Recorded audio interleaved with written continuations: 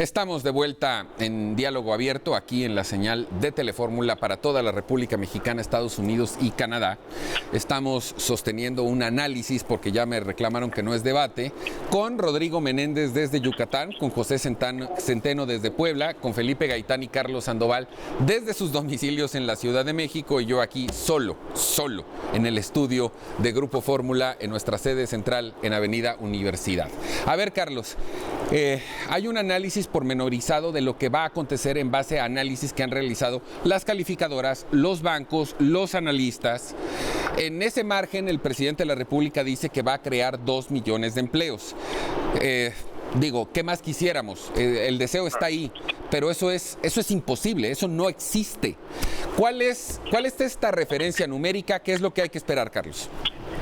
A ver, Memo, yo entraría, si quieres, con el tema del empleo, que como bien sabes, a mí se me hace que es de lo más importante que vamos a tener en esta crisis. Y efectivamente, el presidente esta semana mencionó que él se iba a comprometer para que a fin de año hubiera 2 millones de nuevos empleos. Aquí hay que partir con un tema muy sencillo. El Seguro Social, en la historia del Seguro Social, nunca en ningún año ha habido la creación de 2 millones de empleos, y eso te quiero decir en condiciones normales, ¿no? Sí. Ahora, en ese tipo de condiciones, pues realmente esto se ve prácticamente imposible, y pues más bien ya habría que decir al presidente que no solo son 2 millones, porque ya serían los 2.235.000 empleos que ya son los que se tienen ahorita como objetivo, porque pues ya bajamos los 300.000 que nos informó la secretaria esta misma semana, ¿no? Y para comentarte, Memo, yo creo que es importante poner en contexto qué crisis hemos vivido y hacia dónde podemos ir, hacia cuál se puede parecer. Como tú bien sabes, la crisis más aguda fue la del 29, que pues esa crisis realmente le pegó a todo el mundo, y para poderla librar, pues prácticamente pasó una década, y afortunadamente la Segunda Guerra Mundial pudo ayudar a recuperar este tema. Después, para nosotros, la crisis también muy fuerte fue la del 94, donde nosotros teníamos una gran inflación, y ahí fue un impacto demasiado fuerte. Ahí te podría decir que el impacto fue durísimo, mucho más de la tercera, que es la de 2008-2009, donde afortunadamente el tema de la inflación estaba más controlado. Pero mira, todo esto, Memo, yo creo que, y compañeros, los números nos están orillando a lo siguiente. Ya los especialistas y economistas están hablando que para este semestre, fíjate estos números que a mí hasta me pusieron en escalofrío, para este primer semestre, la caída del PIB en Estados Unidos se calcula que será de un 30% del semestre. Ahorita lo veremos anualizado. Anualizado sería un 8% para Estados Unidos. Y para México, el primer semestre sería una caída del 40%, o sea, prácticamente parado en la mitad de toda la fuerza de trabajo y laboral mexicana. Y anualizado estamos hablando de un 12%. Este 12%, Memo, es muy importante conocerlo, porque si el presidente está tratando de buscar la defensa de los pobres, que se me hace muy lógica, lo que él nos ha dado cuenta es que en estas caídas de Producto Interno Bruto, y más a un nivel, yo te diría 12, se me haría escandaloso. Ojalá y podamos estar hablando de un 8, de un 7, como lo decían las calificadoras, como decía Bank of America.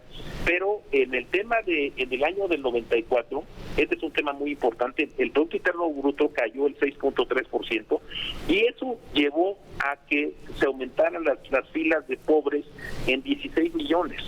O sea que si imagínate que caigamos en el 10% del PIB, pues obviamente vamos a andar hablando de 20 millones más de mexicanos al final del año. Entonces estos datos, la verdad, son drásticos, ¿no? Hay quienes creen, y evidentemente en este momento todas las teorías caben, aunque puedan parecer disparatadas, Pepe Centeno, que el no presentar un plan estratégico de medidas no tiene necesariamente nada que ver con no endeudarse, que también es una promesa de campaña, sino con una acción deliberada de una izquierda muy radical, que eventualmente vería con buenos ojos que la quiebra del país le permitiría al gobierno, al Ejecutivo, tomar alguna serie de decisiones muy fuertes como expropiaciones, lo cual significaría una mayor posibilidad de control político. Pepe. Pues mira, esta es una posibilidad, Guillermo, pero yo creo que la economía del país va a estar tan mal, tan deteriorada y estaría incluso en riesgo la propia soberanía por la debilidad de no solo de las finanzas públicas, sino también por la debilidad de todo el entramado social, porque al haber un desempleo tan grande empezaríamos a ver situaciones de conflictos sociales muy graves en muchas partes del país al mismo tiempo, en donde las propias fuerzas del orden se verían rebasadas. Ojalá y eso no pase, ojalá y no tengamos que pedirle auxilio a los norteamericanos para que vengan a poner orden al país. Yo creo que el presidente no debería plantearse seriamente ese escenario. Más bien lo que creo que está pensando es que se debilite tanto el sector productivo que sea a través del gasto que el gobierno pueda inyectar una serie de recursos y de medidas en las que él pueda pasar a la historia como el redentor económico de México. Creo que no está pensando en lo que puede pasar en medio, en todo el dolor, todo el sufrimiento que van a atravesar millones de familias por su decisión de no actuar a tiempo. ¿Y qué es lo que están pidiendo los empresarios? Hay que entenderlo, es muy fácil. Dos cosas. Uno, que les posterguen el pago de los impuestos y que se distribuyan durante los próximos 12 meses del año 2021, de manera que no se tenga que ahora hacer un desembolso que les obligue a despedir a los trabajadores porque o pagan impuestos o pagan sueldos, porque Totalmente. las empresas no están funcionando. Y la otra, Guillermo, rápidamente, lo que está pidiendo es apoyos a través de la banca que vengan de recursos fiscales, pero no están pidiendo regalado nada. Y Lo eso entiendo, me queda claro. No ha entendido, ¿no? Bueno, pero aquí el único que sí tiene la posibilidad de entrar, digamos, a la intimidad de los pensamientos del presidente es Felipe Gaitán. ¿Por qué sí, por qué no, Felipe? No, y aquí, mira, una de las cosas, mi señor Guillermo, y concuerdo con Pepe, pero más que esta cuestión de la estabilización del país para expropiar, porque en una economía globalizada expropiar funcionó el siglo pasado, no ahora, y lo vemos con Venezuela y lo vemos con otro. Más bien en el imaginario del presidente, si uno se fija, él está haciendo un cálculo y recordemos su discurso a lo largo de toda la semana fue el tema de los pobres, el tema de los pequeños y microempresarios. Él está partiendo de en su imaginario de que el 70% de la economía mexicana es informal y por tanto son los pobres los que requieren el apoyo, no las grandes empresas. Y en ese imaginario él es un presidente de la memoria. Y de la memoria me refiero a que tiene todavía grabado, muy grabado en su subconsciente y en su piel el tema del Fobaproa, el tema de las grandes empresas, aunque no sea cierto, pero para él es una... ¿O son condiciones diferentes? ¿O son condiciones diferentes? Sí, bajo condiciones diferentes, por supuesto, pero para él es, ¿por qué voy a apoyar a empresarios, en principio, que siempre han recibido los beneficios y no los pobres?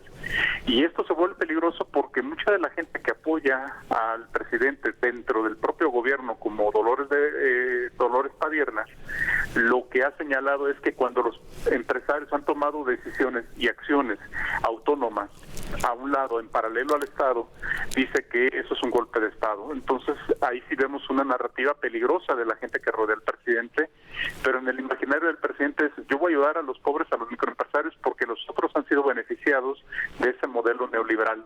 En esa idea, su imaginario es como muy cerrado. Él se ha generado una realidad en sí misma, donde parece que el mundo no ha cambiado. Es el mundo de los años 70, de los años 80. Su gran enemigo sigue siendo estos neoliberales, que ahora lo ve con los empresarios. Si te fijas, ya cambió de los panistas y de todos los conservadores, ahora ya le puso rostro. Los empresarios son ahora los adversarios a los que tiene enfrente. Y por eso acaba mandando a Lomelín como si fuera abonero de una empresa a cobrarle a las empresas. Vamos a ver qué responden los empresarios. Oye, Rodrigo, se dice, se rumora y se comenta que dentro de las filas de Morena, en las alas no tan de izquierda radical, hay cierta molestia por esta falta de apoyo o por esta falta de decisión de tomar medidas más radicales en apoyo de la economía y de los empleos, porque hay algunos personajes de Morena que están viendo precisamente a la elección del 21. Y no hay que quitarlo del contexto. Algunos de ellos quieren ser candidatos a gobernadores.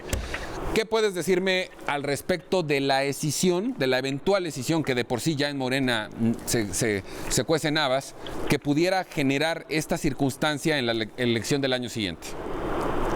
Lo primero habría que ver si es Morena quien lleva la cabeza en las encuestas o es el propio presidente, y si los votos del presidente se los van a dar a Morena y quiénes van a ir allá. Yo creo que por allá primero habría que ver quiénes van a ser, cómo van a ser, o si el presidente va a decidir como épocas del priismo, donde el dedo flamígero pues decidiría por la persona y ya. No, hay que ver cómo va a ser todo eso. Veremos si hay una decisión real, y será evidentemente por candidaturas a gobernador.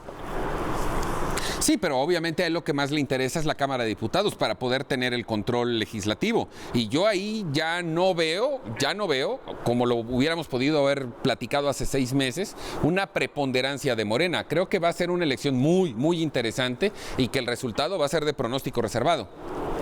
Bueno, hay dos crisis que pueden afectar a Morena o también beneficiar: la crisis de salud que está sufriendo México ahorita, y la crisis económica que viene brutal para México, yo creo.